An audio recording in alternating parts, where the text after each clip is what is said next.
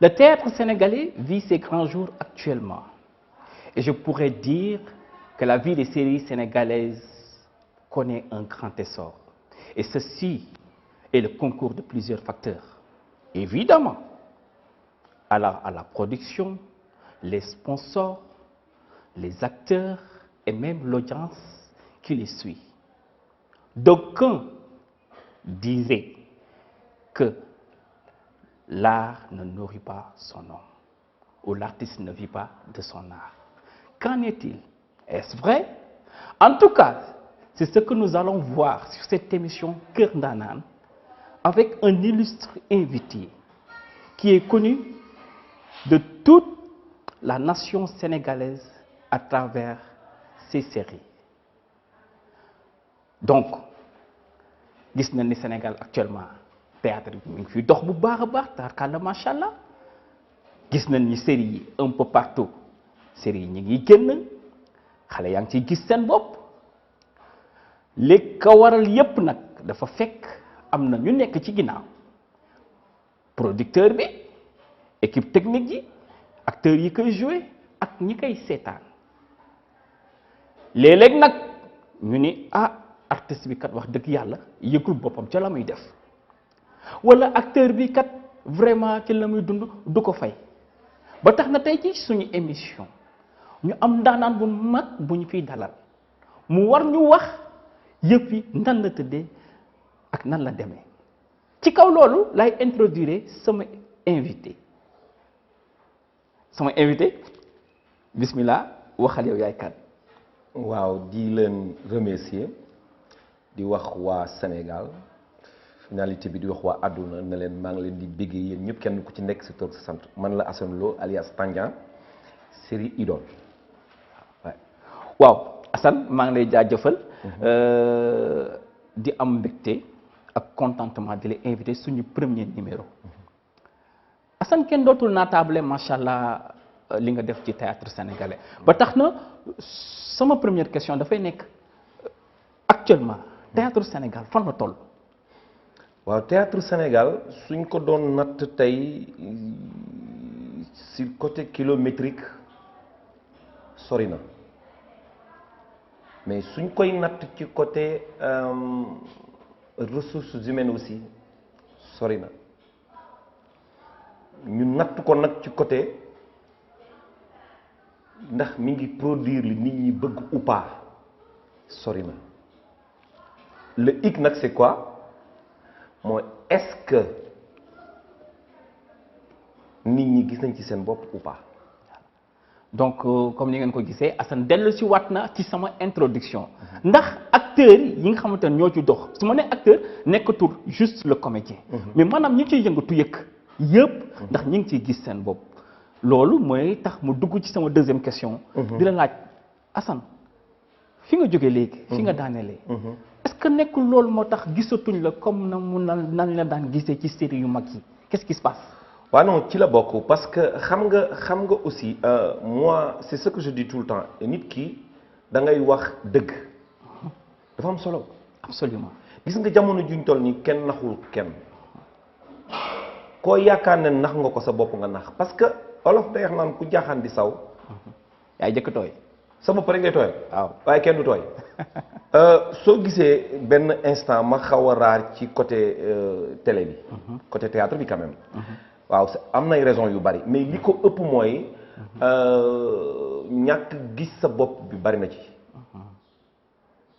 parce que aussi mag ñi dañuy faral di wax naan kuy naan lu tàng suukar saa tax tollootuñ ci foo xam da ngay génn comme li may faral di wax rek siiw te yoroo dafa bari ci réew mi te li tax may wax loolu c'est simple ma jox la benn exemple man bi ma nekkee xale toppoon ay artiste bëggoon leen lool te dama leen bëgg ba léegi sax mais li ma ci déranger mooy dama leen bëggoon ci ñu actif ñu dem ba ci biir mu am benn coupure automatique ñu tëdd ñuy feebar ñu leen di ketal waaw ma ne man aar bi ma bëgg a def fan ci diw ma dem ba ci biir diw moomu tey dama xëy gis mu tëdd ci lal gis ma nga jeex tàkk kenn xamut lu muy nuru ma ngay moo bi di dox mel ni picc wala waaw mais attends y a problème Assane, il y a problème. Oui. Mais selon toi, yow, en tant qu'acteur culturel, du ma wax acteur parce que tu es comédien, mais en tant qu'acteur culturel, parce que man ak yow xamante nañ. bu baax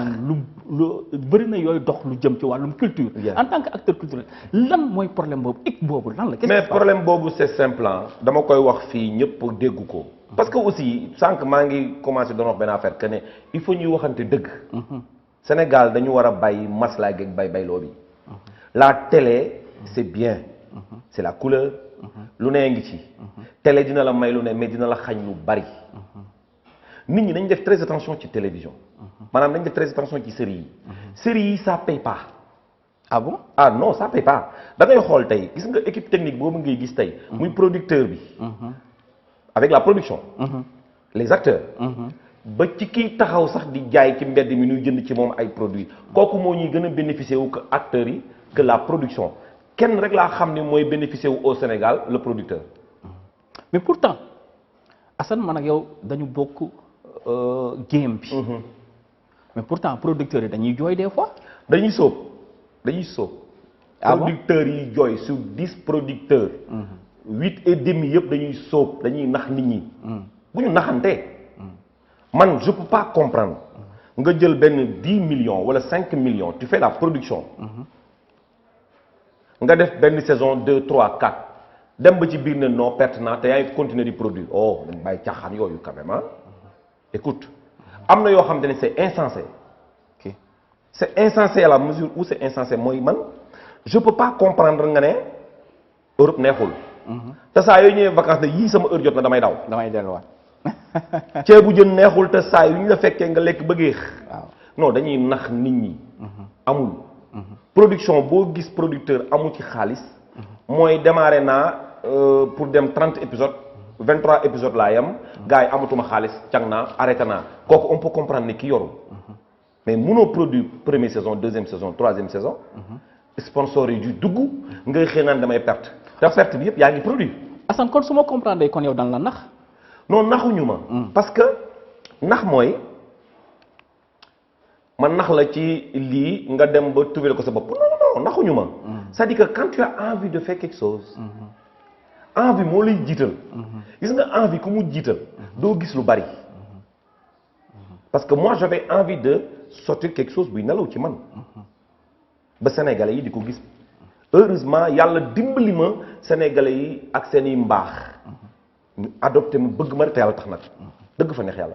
may remercier aussi sénégalais yi parce que du man dama def rek mais.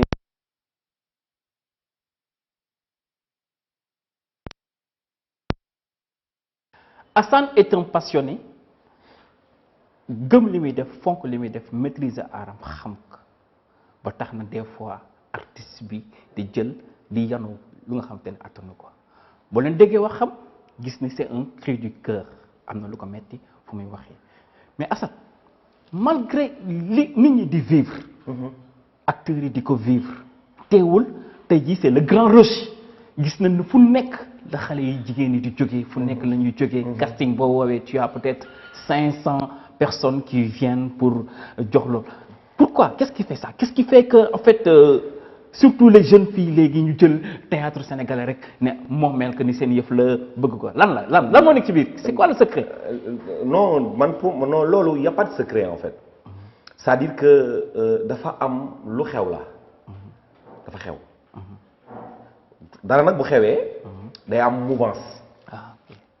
c'est comme tu me dis exemple ci musique day am ay année moment yoo xam day am phénomène musical benn gaan bu jékki-jékki rek ñëw rek jàngul musique xawul musique waxi doof nit ñi topp ko ci rek ne dafa xew mais après loolu du continuer tey booy xool casting yi mi wàññeeku parce que au début man mi di waxee yow je suis dans une agence de communication de publicité aussi en fait je suis directeur de casting dans une agence donc man def naa ay casting yoo xamante ni dama tiit en une journée recevoir naa plus de 600 personnes yoo xamante ni am na yoo xam ne jëluma leen ndax bari mais loolu xew-xew la rek léegi bu ñu demee ba ci biir dina wàññeeku te li koy wàññi mi ngi ñëw mooy li ma la wax rek c'est-à-dire que nit ki day dugal benn genre bëgg def dara ñëw di ko def bu demee ba ci biir bu ko ci gisul rek day dëpp parce que ñenn ñi dañoo ñëw pour siiw ñenn ñi dañoo ñëw pour wut si xaalis ñenn ñi dañuy ñëw sax di gunge nit ba far joué waale parce que tarxiis day am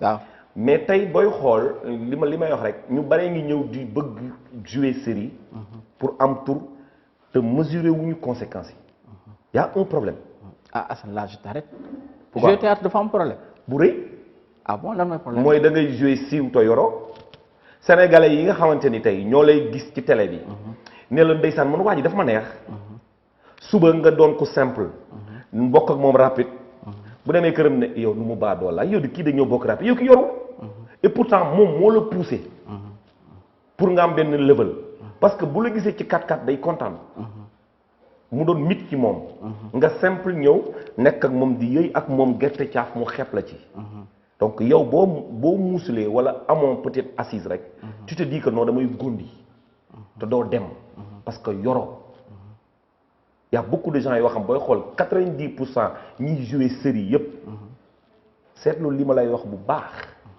koo ci fëggoon yenn heures yi ne ko alma 50 000 amu ko tur bee fi ne mais donc su ma déglee say wax bu baax que ni dafa am peut-être ce favoritisme parce que am na gis nañu ay xale yu nga xamante ne yu xaw a xew temps yi dafa ñu carrière bu ngande mais on les voit rouler avec de belles bagnoles donc écoute sénégalais nga je suis sénégalais loolu dama lay doog ah bon théâtre bi mayu leen ko ah oui je dis pas tout le monde Assane sénégalais ñoo lay seetaan wax leen lan moo leen ko may mais non li leen ko may c'est simple xam nga sànq maa ngi lay wax benn wax gis nga nañu waxtaan di wax dëgg et puis yéen sénégalais yi may suivre bu leen ma déglu nii rek bind ci réseau yi di saaga di bind n'importe quoi écoutez li may wax c'est très important parce que man je suis dedans maa ngi ci biir soos bi du ma burkinabé du ma ghanéen je suis sénégalais 200% xam naa li xew ci dëkk bi tey genn wàll xale yi ngay gis tey ñuy def ci série yi nii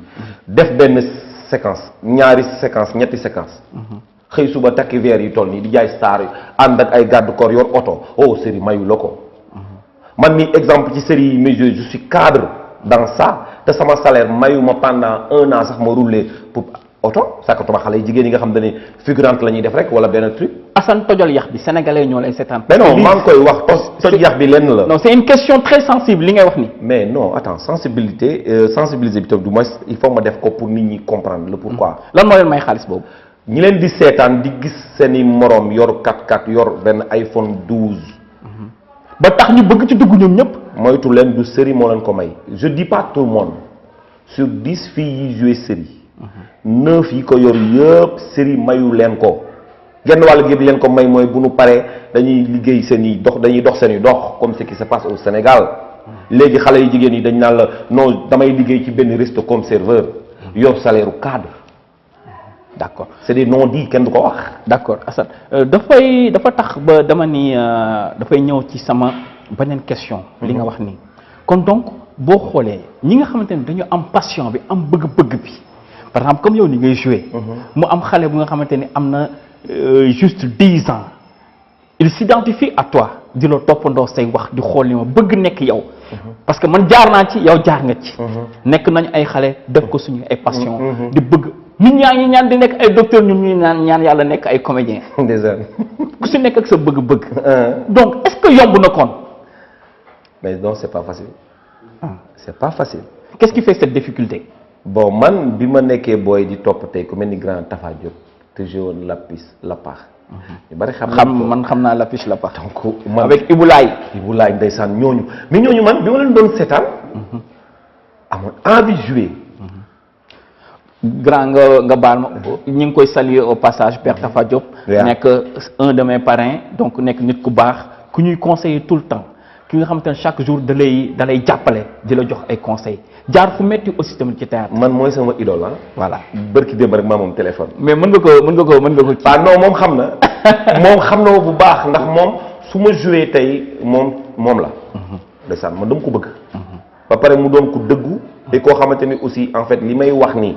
bu toogoon fii li may wax lay wax ci théâtre yi. neewul nit ñi daw leen joué ji. mais dem leen ngeen xool bu baax li ngeen di def. li ma lay wax sànq ma revenir ak ci loolu. c'est important pour sénégalais yi xam ko. ñëwuma pour ŋàññi théâtre bi. déedéet ñëwuma tamit pour ŋàññi xale yu jigéen yi. non non. mais samay sœur la ñu. suñuy ay yaay la ñu ay lépp la ñu te gis nga théâtre c'est éphémère benn moment la tey Sénégal mooy dëkk boo xamante ni siiw léegi dootu fi yàgg. dootul matati ay at. non non non léegi da ngay siiw une semaine am na ñuy siiw benn jour. am na ñuy siiw une semaine. pare nañ ci yow. am na keneen kuy ñëw. parce que aussi on est en 2021. affaire yi day gaaw. léegi création yi mi ngi fii xam nga la créativité dafa fës. loo def nit ñi gis ko léegi internet bi tax na ñëpp xam nañ ñëpp. mais nañ def très attention. nañ def très attention. donc c'est un appel à la prudence gis ngeen Assane donc mi ngi woo ses congénères di woo ay rakkam di woo ay sœuram di woo ñi nga xam ne dañu aspirer def ce métier être acteur ou être comédien parce que y a une nuance entre ces deux être acteur et être comédien. dafa naa ne problème bi yëpp foofu la nekk Assane tey jii différence su entre acteur bi ak comédien bi parce que sa wax da nga ci war a jëlee ay njàngat. lan la acteur bi ak comédien bi. l'acteur exemple c'est quelqu'un qui peut incarner beaucoup de rôles. un acteur mën na nekk un DG. comme mën na nekk suba benn subalterne. comme suba mën na nekk benn planton ou benn employé simple. c'est quelqu'un qui incarne beaucoup de rôles. un comédien la. humour la. def benn affaire nit ñi rey et un comédien ne peut pas jouer un rôle d'un DG. parce que c'est un comédien. mais acteur mooy incarner rôle boobu acteur peut incarner exemple benn charisme DG. c'est comme si entre top modèle et mannequin. La différence entre top modèle et mannequin, le mannequin tant que solowul yéeg sur scène il n'est pas mannequin. Le top modèle il est toujours fashion. Clean. C'est ça, clean. Ce sont les paroles de Assane. Oui. Assane moom moo ko wax moom moo joxe définition boobu ci comédien bi ak ci acteur bi n'est-ce pas ba tax na dañuy dugg suñu beneen question laataat loolu waxloo naa ko ba mu tàng xaaral ma servir la ndox. non mais yëguma ko parce que Ndaanaan TV vraiment. dama ne woon day bàyyi ba fin bi wax ko. waaw mais dama koy wax léegi nii. c'est une télé. voilà sérieusement télé bi li ma ci gën a neex mooy.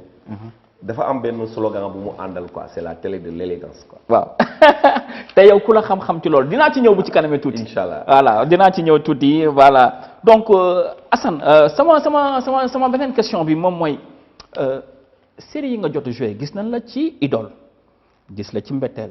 gis la ci yeneen ak yeneen ak yeneen. est-ce que Assane tey jii nii dama fay ñëwaat oui. est-ce qu'il a été bien rémunéré. oui ndax souvent par rapport à tes prestations quotidiennement lan lay fayee parce que loolu mi ngi ci li ngay wax. ñun xam nañ ci dara. donc des fois nga ñëw ñun la journée lan lay jël. ñu tënk la ci journée boobu xaw laa bëgg a rey. te li nga xam te ne journée boobu mën nga ko jouer ci sur plusieurs étapes. ndax tey jii nii bi ñu lay fay dina la fay par rapport à tes séquences. ndax tey jii bi ñu lay fay dana la fay par rapport à une journée wala par rapport à un cachet bu nga xam ne dafa déterminer toute la saison est-ce que Assane ni ñuy dund loolu.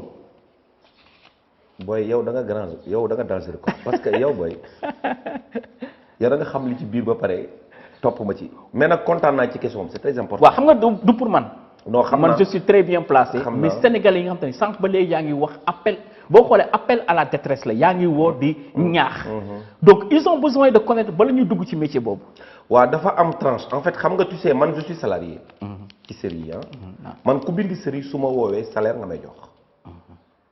c'est pas parce que maa koy incarner wala maa koy imposer non du tout am na ñuy def bëccëg fukk am na ñuy def wàcc raxasu.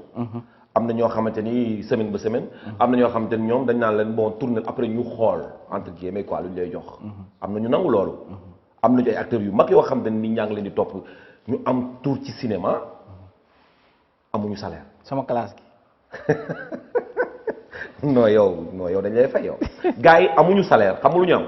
soit booy grand jàpp ci ba sponsor ñëw. wala non xoolal lii fi nekk teel ci lii. ñoom ñu nangu parce que ñoo am envie jouer xam nga dafa am ñoo xam ci théâtre dafa am ñu théâtre di dundee ak ñuy dundee théâtre kiy dundee théâtre kooku su ñëwee loo ko jox baax na mais ki ñëw nag bi nga xam ne si moom dafa ñëw pour théâtre dundee ko bokkul man damay ñëw nga fay ma sama xaalis ma ñëw man newuma ci télé bi di def yenn yi pour faire plaisir à tout le monde certes ci la bokk mais dama bëgg su neexee ci ñi koy seetaan su ma demee sama kër mu neex ci man tamit aussi parce que ma femme est là-bas et mes enfants te dañuy seetaan télé ma nettali la tax benn anecdote sama doom dafa ñëw ne ma papa ma ne ko mu ne ma am nga million ma ne ko million mais pourquoi tu me demandes ça mu ne ma non parce que sama classe laa toog kenn ne ma sa papa day feeñ télé am na 1 million tu as vu waaw gis xale bu am 7 ans ne la sama toog sama classe sama benn waa classe ne ma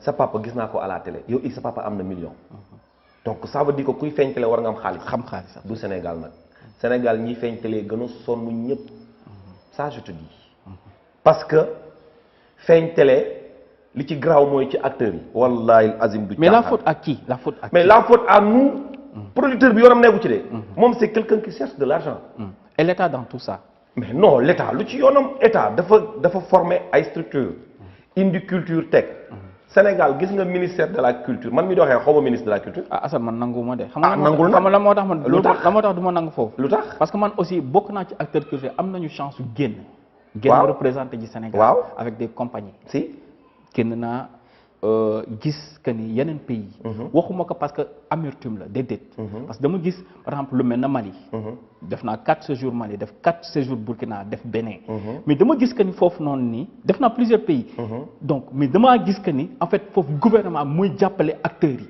imagine par exemple tey jii ni Sénégal ñaata centre culturel régional ñoo am ñaata centre culturel régional ci télé laay waxee ñaata centre culturel régional ñoo am yan ñoo ci fonctionnaire ak yan la état bi moom lu si ëpp c'est des maisons qu'on a louées donc ñun suñu ak suñu liggéey suñu profession ñu ngi koy nasaxal donc imagine par exemple tey ji nga dem Burkina ngeen dajale ko nekk benn groupe ngeen dem demander ay aide ñu jàppale leen subventionné ngeen tabax centre culturel da ngay dugg ci benn par exemple comme boo demee Gunga Nord bu nekk Burkina da nga fay fekk ay lu mat ay 4 ba 5 centres culturels ci benn quartier laa wax ci benn quartier yi nga xamante ne ay acteurs ñoo koy yore ay acteurs. léegi Sénégal ñaar sant la. mais Burkina gënul développé Sénégal. mais nag. li yàlla dogal pour man gouvernement bi bokk na ci. mais li yàlla dogal ci culture ñoo la gën a développé. bien sûr. c'est bizarre et puis xam nga c'est-à-dire que li ma lay wax rek. mooy que Sénégal culture bi dafa sooxe. mooy li ma wax sama wax le début dañuy waxtaan di wax dëgg. du ma toog télé rek pour faire plaisir gouvernement bi wala ministre bi xaw ma sax ministre de la culture le pourquoi xaw ma ministre de la culture ñun ministre de la culture mais ñi nekk ci culture ñooy patron ministre bi du suñu patron parce que bu dul ñun du nekk ministre ñoo tax mu toog fa fi léegi moom may nañ ko mu toog ñu fekk ci ko mais na ubbi buntu nit ñi ñëw mës nga gis tey ñu toog télé ministre de la culture ñu xëy créer ay pilote ne ministre den def na laa non je suis désolé amul président aussi jox na ko pàcc boobu mi ngi koy liggéeyu ko xaw ma lu ci président di dox parce que président aussi culture bi ñun en tant que acteur culturel yi ñi ci gis seen bopp sur 10 acteurs culturels mais 4 yi sax gisuñ ñoo ci gis seen bopp te ñooñ il faut nga jege état ba tax na fi nga terminé noonu foofu laay dugg Assane fonds yi ñuy jox fonds yi nga xam ne dañ ko alloué pour acteurs yi ndax yow jot nga sa wàll non lan moo tax Assane waaw man nag te bëri nga ci ay morom xam naa waaw mais man nag xam nga nag dinaa la jox benn secret ci man na ma sénégalais yi baal waxewu ma ko parce que dama bari titre parce que des fois Sénégal fii duñ la may dara da ngay wax ni da nga bari titre man tooguma di xaar fond bi parce que damaa xam ni fond bi du ma ci awma ci lu ma ciy doy man mënuma comprendre pendant 7 mois nga jël acteur di ko jox 125 000 wala 100 000 francs pendant 7 mois waaw man nag je préfère ne leen jël leen que di ci takk sérieusement man du ma genre boobu quoi ok d'accord Assane jotul ci fonds yi demul jëli ko donc ba tax na aussi damay laaj damay seetaan ay émission ma gis que ni par rapport ak li fi nekk c'est-à-dire mbas mi fi nekk parce que il faut le dire aussi mënoo nekk acteur culturel nekk porteur de voix te doo ci wax donc gis nañ ni sax ni am nañ ay association ay mbër lu nekk ñoo xam ne jël nañ def ay actions par rapport à la lutte de de cette pandémie. mais gisuma dégg mu benn yoon ñu ni tey jii artistes yi affaire yooyu kii nañ ci lan moo tax lan moo waral loolu. parce que yoruñu dara. d'accord yéen a ko déggandoo yoruñu. ma parce que tamit il faut ma leeral loolu. du ñëpp. am na ñu ci yor. mais yoruñu mooy artistes yi ngay gis tey. ñuy wane beau décor nekk sur scène di fecc di voyager di ñëw. décor boobu rek ngeen di gis. mais li ci suuf doxul. c'est ça le problème. loolu moo waral tey acteurs yu bare bare artistes yu bare am problème tey pandémie bi nii dafa feeñal lépp ci àdduna surtout Sénégal gii te bu nee ba artiste jël matériel am di ko jaay nga xam ni y a problème. donc sama dernière question mu nekk parce que temps bi xoj nañu. donc avant ngay joxe ce mot de la fin. donc moom mooy que ni dañu gis benn épiphénomène actuellement dans notre secteur. n'est-ce pas parce que ñëpp bëggandoo defandoo théâtre te xale yu jigéen ñi nekk ci victime moom mooy le canapinage. promotion canapé bi am. léegi yow noo ko gisee. waaw loolu moom wax ci dama ciy sawar lool gis nga xale yu jigéen yi. ñoom ñoo def seen bopp canapé ba ñu leen def proposition canapé. ah bon ah oui. mooy li ma wax rek. sama mooy li ma wax sama waxu début nañu wax dëgg. gis nga xale yu jigéen yi. suñuy sœur lañu suñuy yaay lañu. ñoom ñooy dem ñooxu ci góor ñi wane seen bopp yàq seen bopp maanaam wan la ne la damaa bëgg gis nga xale bu ci diñ kuñ ci woo ne la kaay ma fay la rek li nga may fay doyul damay bañ day xale yi bu jigéen bu ñëw ci yow jëloo ko li muy njëkk def mooy ma ngi lay charmer pour ne la loo ma même bul ma sax fay jël ma góor la d'accord waa ji toog tey bind scénario am xale bu jigéen bi ñëw am na mu mel ñëw jege ko di ko gëmloo ne ko man soxla ma sax xaalis mais loo ma def ma nangu mais écoute quand même du ñëpp a mel ni yow du ñëpp a mel ni man du ñëpp a mel ni keneen. canapé boobu ñuy wax xale yu jigéen ñi ñoo ko def sax góor ñi fan. xale yu jigéen. ñoom ñooy def proposition canapé ko xale yu jigéen. su ma déggee Assane dafay delluwaat faute bi ci xale yu jigéen ñi ba tax na su ma ñëwee toog fi laajuma ko aussi tamit sénégalais dañu may mere moom mooy que ni Assane.